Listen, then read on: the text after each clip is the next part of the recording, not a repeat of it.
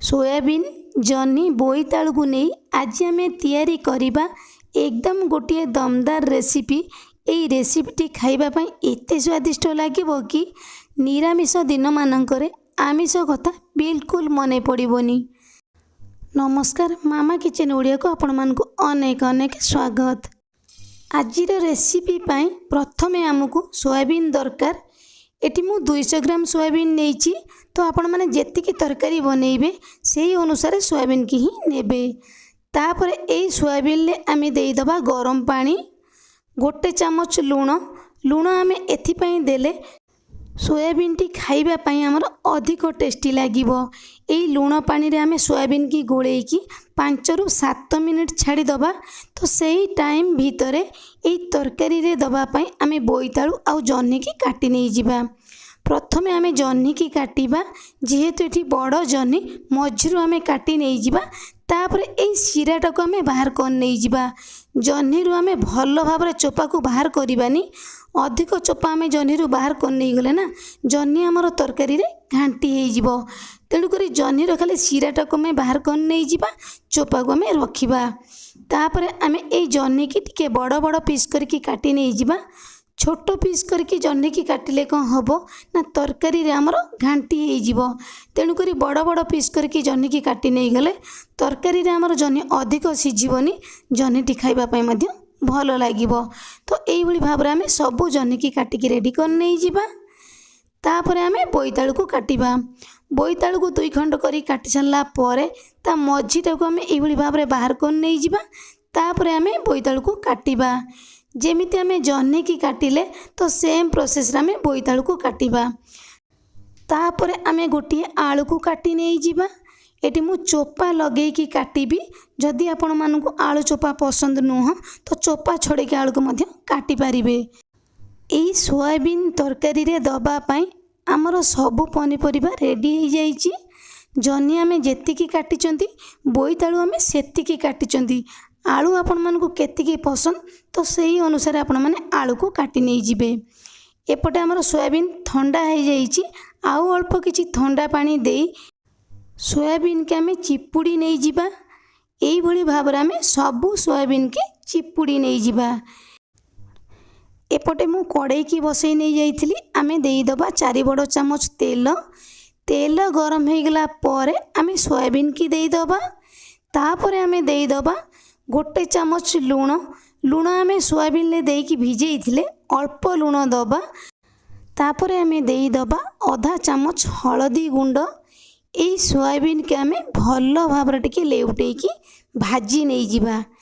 Soybean के आपण माने कंचा तरकारी रे पकेई पारिबे, किंतु सोयाबीन के टिके भाजी नै गले ना सोयाबीन लो कंचा स्मेल पळै जिवो। सोयाबीन टी खाइबा पई एकदम भल लागिवो। एइठी एबे हमर सोयाबीन हेई गलानी, आमे ताको बाहर कर नै जिबा। तो सेही सेम कड़ाई रे आमे देई दबा 2 चामच तेल। तेल गरम हो गला परे काटी रखिथिबा आलू को आमे देई दबा। तापर आमे देई दबा आधा चामच लूण। एई आलू को आमे टिके लेउटेई की गोलेई नै जिबा। एका सहित आमे सबु पनीपरिबा को दबानी, काहेकि ना आलू सिझिबा पई हमकु टिके टाइम लागिवो। सेथि पई आमे आलू को प्रथमे भल भाबरे टिके भाजी नै जिबा। तापर आमे बाकी पनीपरिबा को दबा। एइठी हमर आलूटी अधा अधे सिझी गलानी। तापर आमे कौन करिबा ना काटिकी रखिथिबा जन्नी बोईतालू को आमे देई दबा। एका सहित जदि आमे सबु पनीपरिबा को भाजी दबा ना ताले जन्नी बोईतालू हमर जल्दी सिझी जिवो, आलू हमर जल्दी सिझिबोनी। तेणु करी आलू को किछि समय सिझेई नै गला परे आमे जन्नी बोईतालू को देई दबा। तापर आमे देई दबा अल्प किछि लूण, आधा छोट चामच हळदी गुंड। गैस रो फ्लेम को एबे आमे मीडियम रखिबा, काहेकि ना जन्नी रो हमर पानी बाहरिबो। किछि समय आमे एई पनीपरिबा को घोड़ेई नै जिबा। सबु पनीपरिबा हमर भल भाबरे टिके सिझी जिवो। सेही टाइम भितरे एई सोयाबीन तरकारी पई आमे मसला बनेई नै जिबा। मसला रे हमकु दरकार 2टी सुखिला लंका, 1 इंच रो अदा, अल्प किछि धनिया पत्र, गोटिए टमाटो, 15 रु 20 पाखुड़ा रसुण। एई सब मसला को आमे मिक्सर जार रे देई दबा। तापर आमे देई दबा 2टी काजू। काजू देले कौन हम ना तरकारी टेस्ट टिके अधिक आसीबो। जदि आपण मानकु काजू पसंद नुह तो न देई मध्य पारिबे। अल्प किछि पानी देई ए मसला को हमें चिकन करके बाटिकी नहीं आसीबा। मसला पेस्ट एबे हमर रेडी हो जाइछि। तापर हमें देखिबा पनीपरिबा सब सिझिछि कि नाही। घोड़नी के हमें बाहर कर नहीं जिबा। सब पनीपरिबा को हम आउ टिके भलो भाबरे लेउटेई नहीं जिबा। एठी आपण माने देखि पारुथिबे सब पनीपरिबा हमर सिझि जाइछि किंतु बिल्कुल गोटी गोटी हेई ही अछि। एई पनीपरिबा को हमें बाहर कर नहीं जिबा। सेई सेम कड़ाई रे हमें देई दबा 4 बड़ चामच तेल। तेल गरम हो गला पर हमें देई दबा आधा चामच जीरा, गोटे तेजपत्र, 2टी बड़ साइज रो पियाज को हमें काटिकी देई दबा। गैस रो फ्लेम को एबे हमें मीडियम रखिबा। ए पियाज को हमें हल्का भाजी नहीं जिबा। पियाजटी हमर भलो भाबरे भाजी हेई गलानी। तापर हमें बनैकी रखिथिबा मसला को देई दबा। सेम मिक्सर जार रे अल्प किछि पानी देकी हमें ए मसला सहित देई दबा। एका सहित हमर मसला कसी हेई जिवो। मसला रे हमको बारंबार पानी दबा पई पड़िबोनी। तापर हमें देई दबा अल्प किछि लूण आधा चामच हळदी गुंड, 2टी सुखिला लंका हमें मसला रे बाटी थिले भलो कलर आसीबा पई ए तरकारी रे हमें देई दबा गोटे बड़ चामच काश्मीर लंका गुंड। एई मसला को हमें किछि समय कसी नहीं जिबा। गैस रो फ्लेम को एबे हमें कौन करिबा ना लो मीडियम रखिबा। कहीं ना यही तरकारी पई आमे गोटे स्पेशल मसला बनैबा। तो एपटे आमे गोटे कड़ाई रे देई दबा गोटे बड़ चामच धनिया, आधा चामच पानमधुरी, आधा चामच जीरा, 1 इंच रो दालचीन, 4टी गोलमरीच, 2टी लवंग, 2टी ग्रीन गुजराती। यही सब मसला को आमे टिके भलो भाबरे भाजी नहीं जिबा। एमिति भी आमे तरकारी बनेला बेले घरे थिबा पियाज रसुण अदा ता सहित आमे गरम मसला को दियंती। किंतु एई भली भाबरे स्पेशल गरम मसला टिए बनैकी देबे ना तरकारी रो टेस्ट 2 गुण ही आसीबो। एबे हमर ए मसला हेई गलानी। ताको आमे गोटे पथुरी रे देई दबा। एई मसला को आपण माने कोन करिवे ना मिक्सर जार रे देकी पल्स मोड रे आपण माने बुलेई पारिबे। किंतु एई मसला को टिके गुंड कर नै गेले ना मसलाटी रो बास्ना बहुत बढ़िया ही आसीबो। एबे हमर मसला रेडी हो जाइछि। खाली आमे सोयाबीन तरकारी रे एई मसला को दबा बिल्कुल भी नुहे। जेकोसी तरकारी रे आपण माने ए मसला को देई पारिबे। एपटे आमर मसला भलो भाबरे कषि हो गलानी। मसला रो आमर तेल अलग हो गलानी। आउ टिके आमे ए मसला को लेउटेकी कषि नहीं जिबा। काहेकि ना मसला आमे जेतिकी भलो भाबरे कषिबा ना तरकारी रो टेस्ट सेतिकी ही आसीबो। तापर आमे कोन करिबा ना भाजिकी रखिथिबा आलू, बोईतालू, जन्नी, सोयाबीन के आमे देई दबा। एमिति भी आपण माने खाली सोयाबीन ले तरकारी बनैथिबे नले जन्नी सोयाबीन आलू को नहीं तरकारी बनैथिबे। किंतु सोयाबीन, जन्नी, आलू, बोईतालू को नहीं तरकारी टिए बनैबे।